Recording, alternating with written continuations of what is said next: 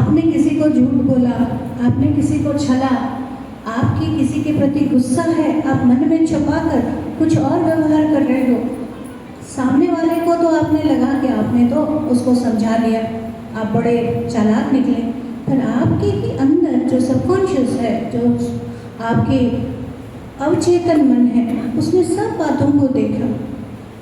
इस अवचेतन मन के बारे में बहुत एक्सपेरिमेंट्स हो चुके हैं। आप रास्ते में जा रहे हो, आपको नहीं पता कौन सी गाड़ी गई, पर अवचेतन मन में गए तो सब दिखने लगता है कि ये भी देखा, वो भी देखा।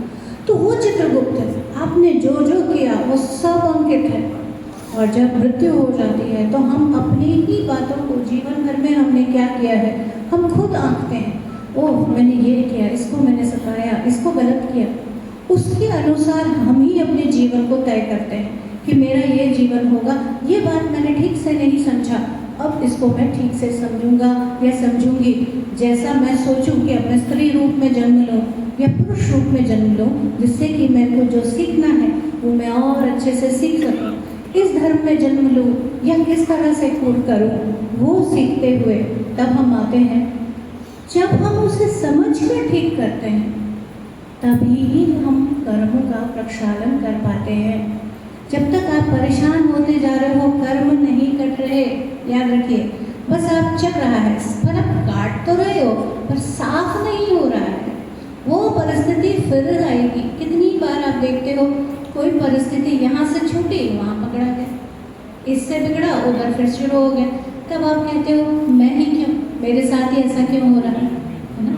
क्योंकि हम ही ने ये तय किया है कि जो लेसन है, कर्म यानी लेसन, जो चीज़ नहीं सीखा।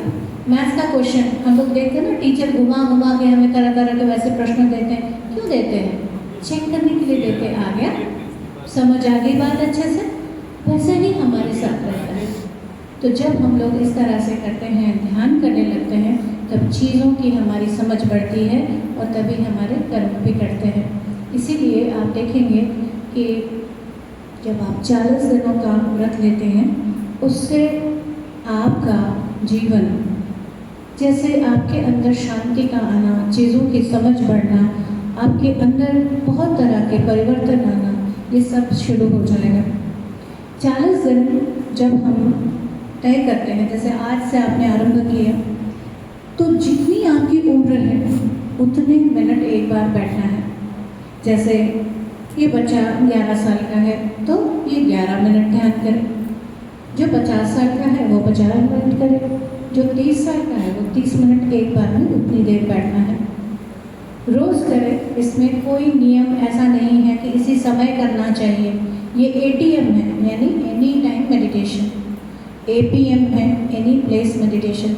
कई बार हमें लगता है अरे बाप रे, मेरा तो 50 साल है, अभी तो 50 मिनट कहाँ से लाएंगे हम लोग को ऐसा भी लगता है। ऐसा इसलिए है, ज़्यादा उम्र के साथ हमारे अंदर सोच ज़्यादा बढ़ जाती है।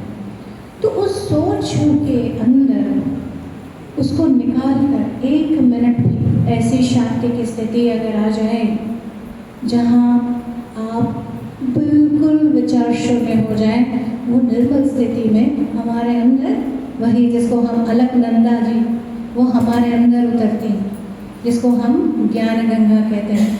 हम लोग जो महान योगी हैं वो क्या कहते हैं, उस अमृत का वो पान करते हैं। खेचरी मुद्रा बनती है, जीभ पीछे की ओर जाता है और कैसे मीठा मीठा मुंह में पानी आना जैसा वैसा भी महसूस होता है।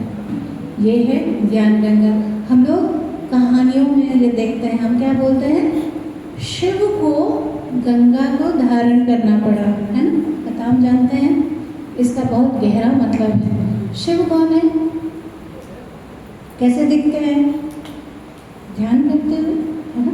हमेशा ध्यान कर रहे हैं। तो एक ध्यानी जो है उसी के अंदर ज्ञान की गंगा उतरती है। तो अलकनंदा सही मायने में अपने अंदर हमें उतारनी है तो ध्यान करना पड़ेगा। और एक बार में ये चीज़ नहीं होगी।